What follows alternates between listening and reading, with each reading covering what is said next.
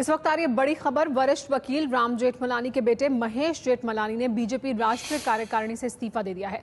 चिट्ठी में गडकरी को लिखा है कि भ्रष्टाचार के आरोप लगने के बाद आपको अध्यक्ष पद से इस्तीफा दे देना चाहिए था, लेकिन अपना इस्तीफा नहीं दिया, इसलिए मैं राष्ट्रीय कार्यकारिणी से इस्तीफा दे रहा हूं।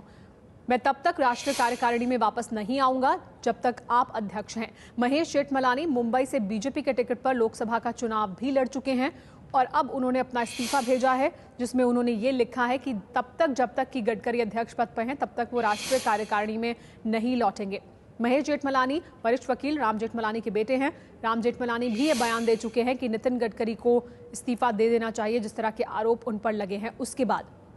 और अब महेश जेठमलानी ने इस्तीफा दिया है बीजेपी की राष्ट्रीय कार्यकारिणी से, और जो चिट्ठी उन्होंने लिखी है नितिन गडकरी को अध्यक्ष के तौर पर, उसमें उन्होंने ये लिखा है कि आपको जिस तरह के आरोप आप पर लगे उसके बाद आपको अध्यक्ष पद छोड़ देना चाहिए था, आपने नहीं छोड़ा है, इस वजह से मैं राष्ट्रीय कार्यकारिणी से इस्तीफा दे रहा हूं और तब तक जब तक कि नितिन गडकरी अध्यक्ष पद पर हैं तब तक महेश जेठमलानी का कहना है कि वो बीजेपी की राष्ट्रीय कार्यकारिणी में वापस नहीं आएंगे।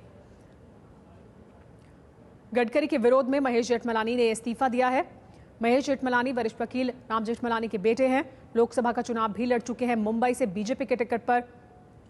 राम जेठमलानी भी नितिन गडकरी पर जिस तरह के आरोप लगे उसके बाद उनका विरोध कर चुके हैं। उन्होंने भी बयान दिया था कि नितिन गडकरी को जिस तरह के आरोप उन पर लग रहे हैं उसके बाद उन्हें इस्तीफा दे देना चाहिए। और अब महेश जेठमलानी ने भी नितिन गडकरी के विरोध में इस्तीफा दे दिया है बीजेपी की राष्ट्रीय कार्यकारिणी से। नितिन गडकरी की मुश्किलें खत्म नहीं हो रही हैं। अब महेश जेठमलानी ने इस्तीफा दिया है।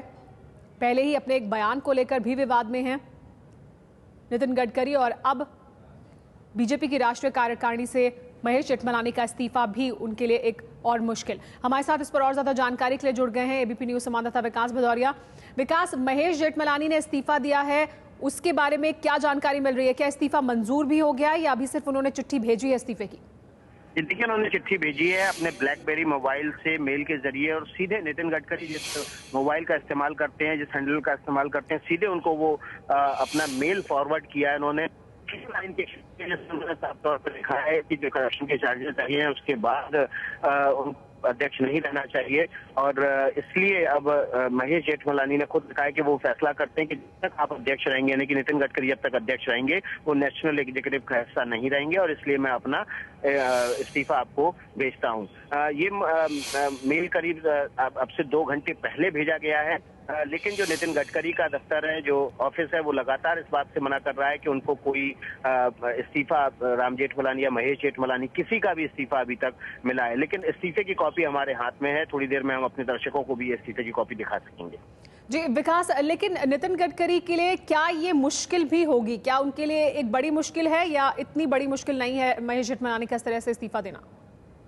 जी देखिए, केवल ये महेश जेठमलानी का इस्तीफा मान के इसको ना चला जाए, क्योंकि बीजेपी के भीतर जो राजनीतिक समीकरण है वो जिस तेजी से बदल रहे हैं उसका प्रतिनिधित्व कर रहे हैं महेश जेठमलानी, और एक बड़ा तबका जो ये चाहता है कि करप्शन के आरोप लगने के बाद गडकरी को दूसरा टर्म नहीं दिया जाना चाहिए।